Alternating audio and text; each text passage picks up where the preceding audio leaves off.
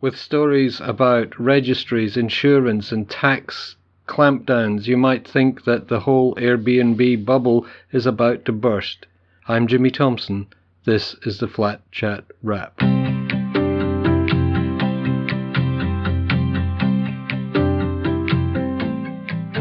You probably noticed there's a few stories kicking around on the internet and notably on the Flat Chat website itself about various things that seem to be putting Airbnb under a squeeze. But I have to mention something positive, and that's the new ads that you'll be seeing a lot of if you are into streaming online. And these are the country pubs ads. I have to say, it's a terrific thing. I think it looks great. You know, they're taking Airbnb out of the city, where we feel here at Flat Chat that it's causing a lot of problems, and taking it out into the country and allowing us to see country pubs and places like that traditionally were holiday homes that are now coming onto their listings and making us feel, well, yeah, maybe we should jump in the car some weekend and go out and see these places. It's not going to cost an arm and a leg, obviously, because that's what Airbnb is about. And, you know, you get to see the side of Australia that we never see except on our TV screens. So that's something that's very, very positive. On the other hand, there are things that are not so positive, especially for Airbnb hosts. One of the things is the collapse recently, just the other month, of a company called And Chill. Now, And Chill is one of these businesses that was set up so that the whole Airbnb thing of sharing and making a mockery of that, because they basically said, sign a contract with us, we'll furnish your home, furnish your flat, we'll organize all the rentals, we'll vet all the people, and you don't have to do a thing. All you have to do is collect the money from us and we'll take a small commission on that. Then it turned out that that wasn't happening at all for a lot of people. Now, we wrote about this 3 years ago when they were pitching specifically to Chinese investors, saying to them there was a suggestion that there could be a tax of $5,000 for homes that were deliberately left empty. And there's a horrendous number of empty houses and apartments in New South Wales and in Victoria. At that time, it was something like 90,000 empty homes in New South Wales and almost the same in Victoria, which is scandalous, really. A lot of them were from overseas people who were investing but didn't particularly want to come and live here right away, and they didn't want anyone else living in the properties until they got here. So they were just sitting empty. And this company called And Chill was advertising, saying, get round the ghost apartment tax, as it was called. Let us put it on Airbnb and then it won't qualify for the extra tax and you can make some money, which was kind of clever and cynical at the same time. Anyway, 3 years on, the company just went bust, owing $3.6 million apparently. And when you dig a little bit deeper, you find out that there were some very, very unhappy Airbnb customers, hosts who had signed up for this thinking, you know, this is easy money, you know, okay, I'll pay them a commission, but they'll look after me. So all of this is on the Flat Chat website, by the way. There's a story there, and you can get all the gory details from that. Now, another story, and this is something that I lifted from the Australian Financial Review, which is where my column appears every weekend. And that's about two things that are happening, well, three things really. One of them is the insurers are saying, look, your home and contents insurance does not cover you for the commercial use of your property. So if your home gets trashed by your Airbnb guests, or even one of them gets injured while they're there, you probably aren't covered and you're going to have to pay for all that out of your own pocket. Now, some of the horror stories that they've told is of people renting their homes to Airbnb guests or other platforms. I mean, there's things like Booking.com and Stays and Flipkey and all these other things. I think there's about 50 significant letting platforms on the internet.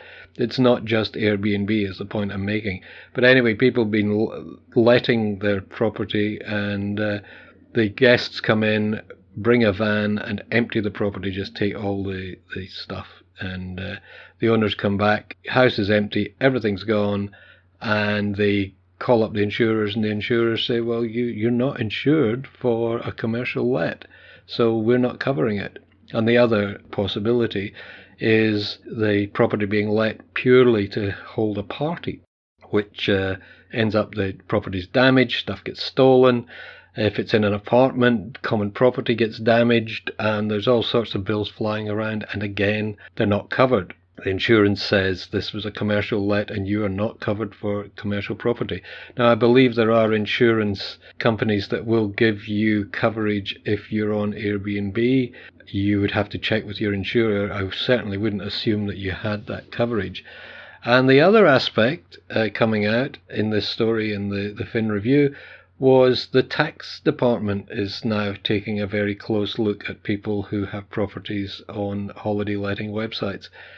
The holiday letting websites like Airbnb are being very well behaved, and they're passing on information about the people who are letting properties through their websites, and I don't know how much detail there is, possibly how much money they're making. But it's also quite funny, well, I think it is, the rival websites are saying, oh, by the way, you know that there are all these properties that are on these other guys. You should check them out. So basically, there's nowhere to hide. You know, you've got your property out there. It's on a website. Somebody's checking it out. Probably our old friends at Airbnb Guard, they'd be all over that as well. And now the tax department's coming along, and it's saying two things. Have you declared all the money that you've earned on Airbnb and the other holiday letting platforms? And have you claimed too many deductions for things that you're not really entitled to? Now, that's a whole other issue. It's a very grey area. And look, we know what people are like. You know, people will try and get the maximum tax benefit that they can. We know around the world that people put their properties on holiday letting websites and don't declare any income from tax. And when a registry comes in, as happened in Japan last year, all these people who are not declaring their income suddenly realize that they could be exposed not just to have to pay the tax, but actually they could be in trouble for tax evasion. So that's a whole other issue. Now we're finding that this becomes more pertinent with the introduction of the registry of holiday letting in New South Wales, and WA is talking about it as well. Somebody mentioned to me the other day that Victoria is possibly looking at it. There's some sort of system in Hobart where they're really struggling because of a lot of residential landlords putting their properties onto holiday letting. Anyway, you know, that you get the feeling that the net is closing. So I'm going to take a wild punt here and say that we are at the peak of the Airbnb bubble. Did bubbles have a peak? Probably not. They tend to be round. We are at the maximum size of the Airbnb bubble. Now, there was something in the AFR story.